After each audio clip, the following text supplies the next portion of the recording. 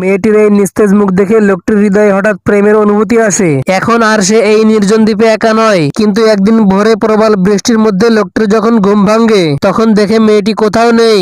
এতে তার মন অস্থির হয়ে ওঠে। অনেক খোঁজাখুঁজির পর অবশেষে সে মেয়েটিকে সমুদ্রের কাছে খুঁজে পায়। সেখানে মেয়েটি তাকে প্রথমবার স্পর্শ করে, আর সেই মুহূর্তেই তাদের মধ্যে ভালোবাসা জন্ম নেয়। সময়ের সাথে সাথে তাদের ঘরে একটি সন্তানও আসে। একদিন মেয়েটি পাহাড়ে ফল সংগ্রহে ব্যস্ত ছিল।